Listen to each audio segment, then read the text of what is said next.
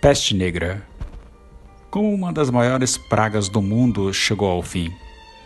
Entre 1347 a 1351, a doença dizimou metade da população europeia. Entenda como ela foi erradicada. A peste negra, que teve origem no continente asiático, foi a mais letal das epidemias até os dias atuais. Apesar de haver uma convergência entre os dados sobre a quantidade letal de atingidos, estima-se que o número de vítimas fica em torno de 75 a 200 milhões de mortes. A bactéria causadora, a Yersinia pestis, teve como origem a China ou a Ásia Central.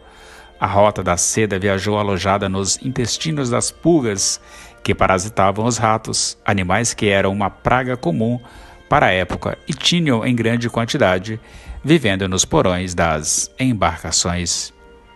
Assim que atracavam os navios do Mediterrâneo, os roedores espalhavam a doença pelos portos que chegavam, embora que no começo a disseminação fosse contida, se mantendo apenas a área costeira dos países.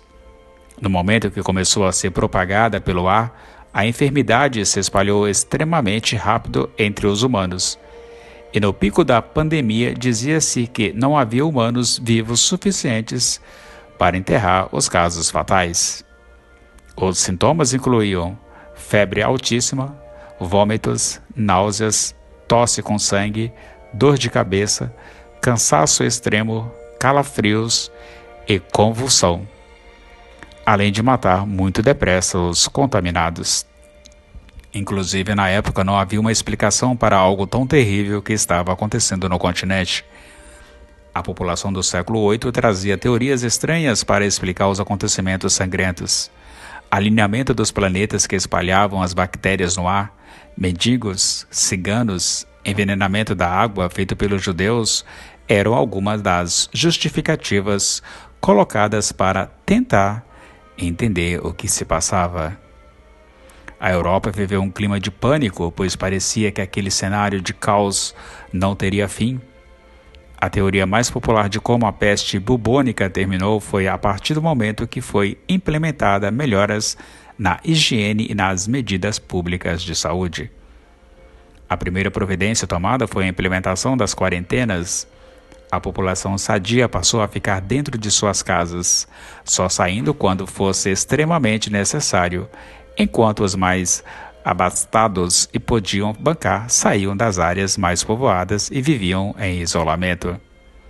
Como com os europeus reclusos, outra coisa que auxiliou no quadro de propagação dessa mazela foram as melhorias dos hábitos de higiene pessoal e, ao invés de enterrarem os corpos, eles passaram a cremar os falecidos, entrando em menos contato ainda com a Yersinia pestis.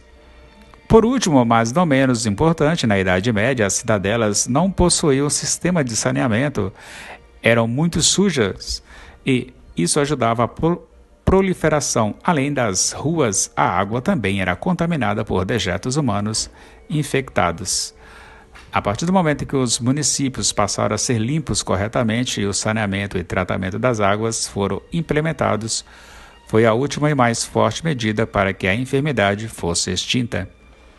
Levou mais de 200 anos até que a Europa conseguisse restabelecer seus habitantes para o número anterior à peste. Mas não foi a perda da civilização que ocorreu nesse período. A nação também perdeu muito em termos de trabalho, a arte, cultura e economia.